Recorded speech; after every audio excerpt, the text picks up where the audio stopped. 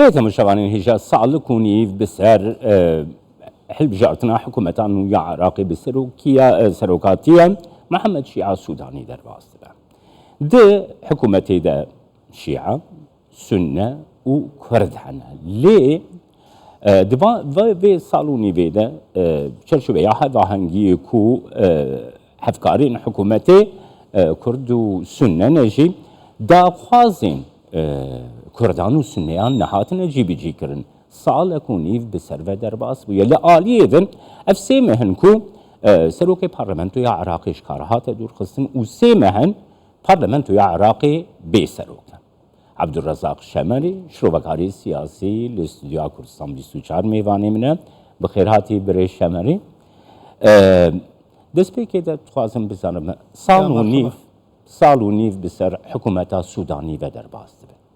داخوازين كردان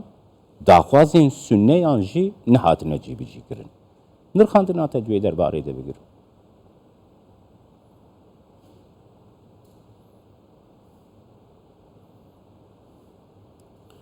بسم الله الرحمن الرحيم. أنا أخوي بخشندي مهربان صلى الله عليه وبنيراني كردستان بستو سوار بدلني أيوة وكو جنابة أماجد بيكر صالح يكون نيو بسر ياخد زكي صالح يكون نيو بسر بيكناني حكومتك محمد الشيعة السوداني تيبريوا ملام تاكو استاش خوي لو تزيوه توكا بالينا كانت زيب كاد تسا أو بالينا ني بيوستن بما فكان وتسا أوي كاريكوتنيا لسر كراوة كالسنة وكردكان داوين كردوا أماش واتای ئەوەیە کە حکوومەتەکەی بەڕێز محەممەد شیع سوودانی پابەندیەکانی خۆی جێبەجێ نەکردو بەر لە هەموو شتێک دواتریش حکوومەتەکەی سوودانی چوەتە ژێرباری ئەجێندایەک کە بەهۆی ئەم ئەجێندایانەوە ناتوانێت بەڵێنەکانی خۆی جێبەجێ بکات چ لەگەڵ پێکاتی عەرەبی چ کوردی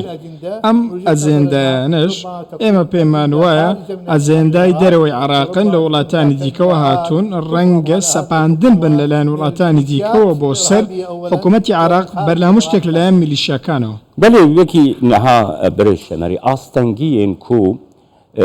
ئەو لە هەڤهاتن ئەو ڕێکەفتنên di nav beyna حکوومەتê û Kurdan حکوومەتê û sunneyan de nehatine cîbicîkirin gelo alozî problem di nav حکوومەtê de ne yan jî ji derveyê حکوومەtê hin alî naxwazin ku ev bend cîbicî verin ev daxwaz cîbicî verin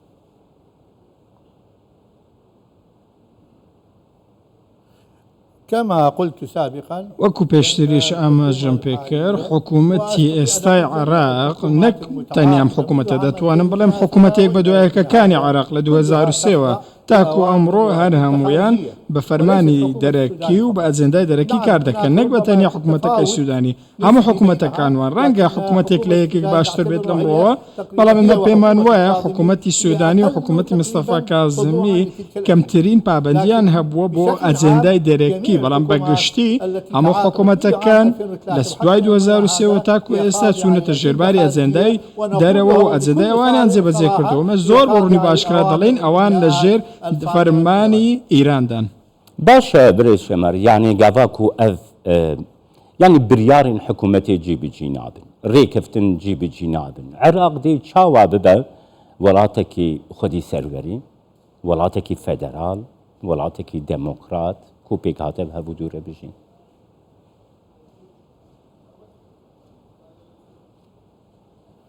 أنا من وجهة نظري من إذا بقي الوضع بەدیدگای خۆم ئەگەر بارودۆخی عێراق بەم شێوەیە ئێستا بەردەوام بێت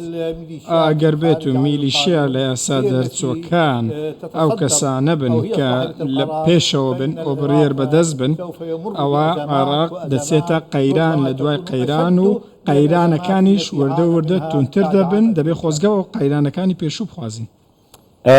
برێز شەمەری ئەفسێمە هەن پارلمنتویا عراقی بێ سەرۆکە ku beşê sunneyan e ev yekçi alozîya ji bo karê parlamentoyê derdixe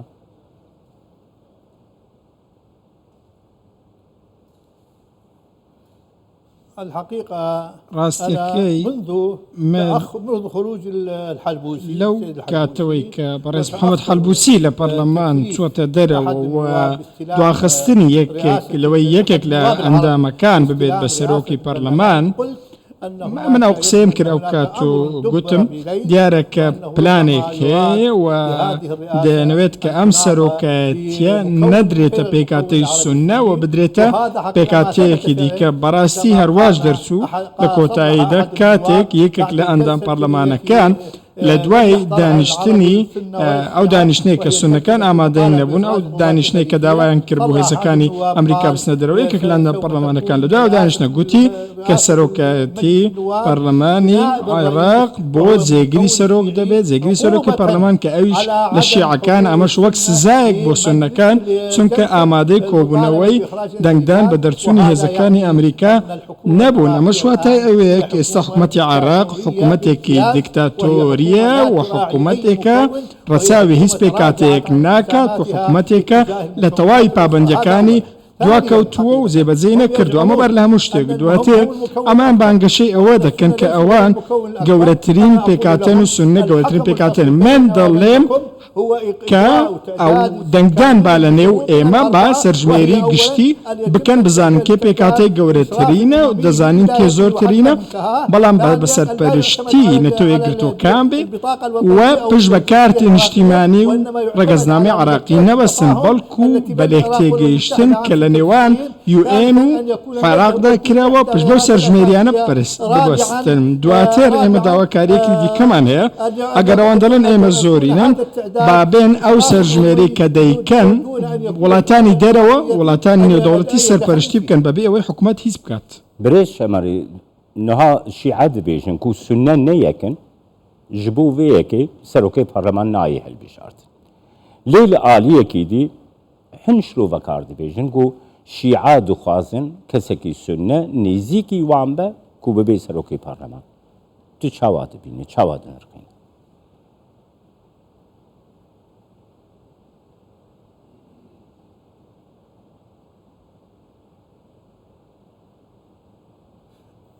نعم لكن أنا أقول بلام أمشترست بلام من ضلهم لبرانبر أمادا تنخل تيباريو كالشيعة كان هاميشا دا صلاتي سروك وزيران ينقرتو دا استاكو استاشيس بيكاتيك داوي أم بروسينة كردو أما بر لها مشتاق أگر أما واي دواتر بوتي ديانوي سنية بيت لشيعة نهزيك بيت أما واتي أويا كديانوي همشتاق قورق كان هو إرادي سنة كان قورق كان أما إرادي أوان ديانوي أمشتبه كان بويا من ضلهم استا عراق بارودۆخێکی زۆر ناهەمواردە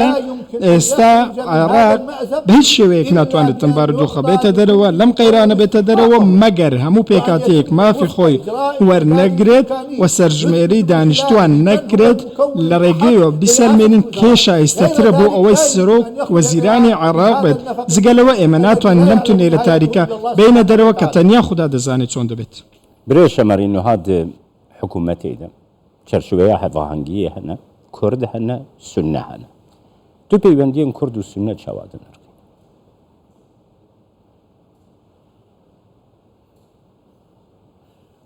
حقيقة ڕاستیەکەی من پێم وایە بوونی کوردەکان و سونەکان بەیەکەوە و بەشداریکردنیان لە حکوومەتدا من پێم وایە لەو دەرگاوەیە کە کەمترین زیان بەرهەموو لایەک بکەوێت چونکە چونە دەرەوەیان لە حکوومەت واتە تۆی ئەوەیە عێراق بە تەواوی بدەیتە دەست شیعە ئەمە شتێکە کەس ناتوانێت قبوڵی بکات چونکە لەو ساتەدا پرۆسەی سیاسی پاک دەکەوێت پرۆسەی سیاسی لە دوای 2003 تاکو ئێستا لەسەر بنەمای سێ پێکاتەییدا مەزراوە کشانەوە لە حکوومەت ئەم شتە کۆتایی پێدەن ئەگەر ئەمان بکشێنەوە سونە و کوردەکان لە حکوومەت بکشێنەوە ئەوە من پێم وایە پرۆسەی سیاسی عێراق بە تەواوی شکست دەهێنێت چونکە هەر پێکاتێک بکشێتەوە پێچەوانەی ئەو ڕێکەوتن ئەو دابوونەریتە دەبێت و پرۆسەی سیاسی بە تەواوی شکست دەهێنێت چونکە وەکو گوتم لە 2003 ئێمە پشمان بەو دابوونەریتە بەستیوە بۆیە من داوا لە ئەندام پەرلەمانی سونە دەکەم دوای ئەو هەڕەشەی لێتان کراوە دوای ئەوەی سەرۆکایەتی پەرلەمان پێکاتەکانی هەڕەشەی لەو پێکاتێک کرد داوا دەکەم دەستە کار بکشێنەوە و هەروەها لە پرۆژەی سیاسی بکشێنەوە. سپاس بۆتە بەڕێز عەبدولڕەزاق شەمەری لە ستودیۆ کوردستان 24 میوانیمە.